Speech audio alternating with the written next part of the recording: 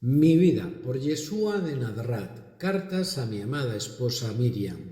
Autora María Medina. Voz Salvador Corazón. Capítulo 84. El Sanedrín. El Sanedrín era nuestro órgano de gobierno principal.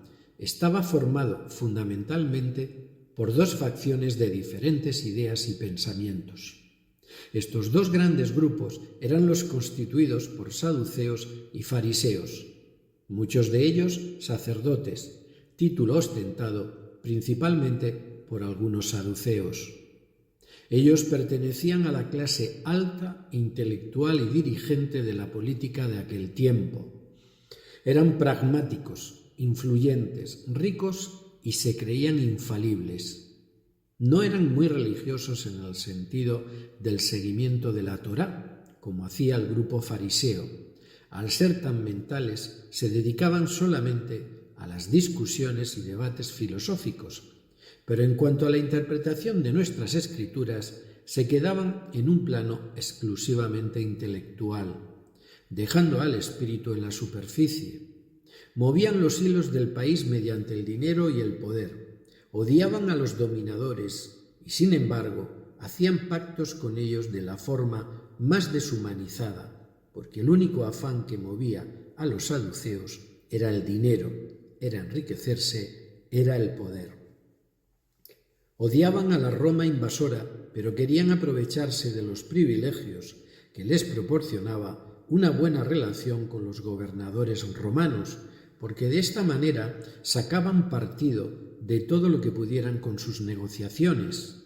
Eran el motor de la economía y de la política del país, pero su materialismo era excesivo y evidente. ¿Te suena, Miriam? Fariseos y saduceos se toleraban, pero no se entendían. Los primeros querían ser quienes gobernaran, a través de la religión, al pueblo de Israel, y se consideraban a sí mismos como los hombres más justos, sabios y cercanos al Padre. Los segundos, no tan religiosos, sabían quién tenía en realidad el poder, el dinero, y manejaban al Sanedrín, que estaba constituido, como ya he dicho, por las dos facciones, aunque también había algunos escribas que formaban parte de esta institución. Todos ellos eran hombres que se movían exclusivamente en un terreno intelectual, tanto fariseos como saduceos, habiendo llegado a caer en un racionalismo extremo y dogmático. No admitían ninguna verdad que no hubiera salido de sus mentes y de sus interpretaciones. Imponían el orden y la ley a través del miedo, porque sus sanciones, la respuesta a cualquier libertad o cualquier desacato de sus preceptos, era siempre cruel, tanto física como anímica. El pueblo les temía, vivían sometidos de una manera o de otra a su tiranía, aunque ésta fuese impuesta de una manera encubierta. No había ninguna clase de libertad ni de democracia en aquel entonces en nuestro pueblo, ni por parte de Herodes ni por parte del Sanedrín. Sus egos eran demasiado fuertes, les dominaba la soberbia y no tenían ningún cargo de conciencia al aplicar sus leyes con crueldad. En aquella época en Israel las luchas de poder entre todos los grupos eran algo normal, ya fueran políticos, religiosos, económicos, entre los mismos príncipes o clase noble y aristocrática o entre cualquier otra clase de grupos de diferente pensamiento. Incluso dentro de cada uno de ellos también se producían luchas internas, discutían por sus diferencias, se declaraban sus enemistades, y sus egos querían imponer la razón por encima de todo. Los hermanos contra los hermanos. Yosef ben Caifás, entre otros muchos sacerdotes, fue saduceo, dominante, dictador y poco simpatizante con la clase farisea cogobernante en el Sanedrín. Tanto fariseos como saduceos solían ser orgullosos, soberbios y creían estar por encima en todos los aspectos del pueblo normal, al que trataban, por lo general, con desprecio. No había ningún amor en ellos, y por causa de sus grandes errores, Les denuncié en tantas ocasiones.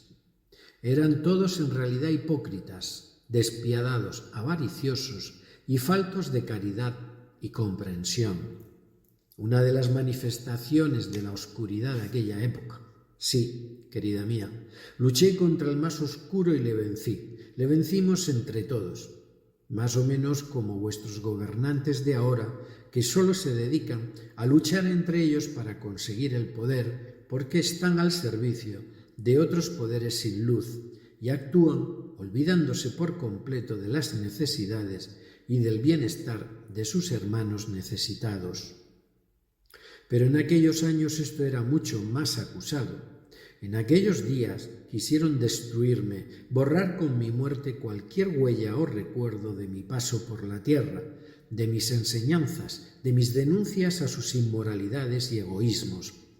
Quisieron impedir que la luz regresase a la tierra, porque con ello perderían su poder e incluso dejarían de existir como grupo, como colectivo de hombres y como representantes y exclusivos poseedores de estos poderes económicos y políticos que monopolizaban.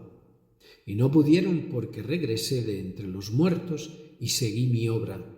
Y conmigo todos vosotros, amados míos, y fuimos consiguiendo logros hasta que lleguemos a conseguir el triunfo de la luz en este mundo. Yo, Yeshua, así os lo digo. Dentro del Sanedrín tuve varios amigos infiltrados que nos ayudaron secretamente para que muchas veces pudiéramos salir ilesos de las manipulaciones que aquellos hombres, movidos por una única intención, la de eliminarme, hacían constantemente.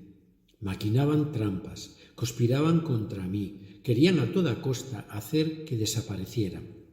En múltiples ocasiones tuve que salir corriendo de algunos lugares, porque ya venían ellos con sus guardias a detenerme, cosa que nunca consiguieron, porque no lo podrían hacer hasta que no llegara el momento adecuado.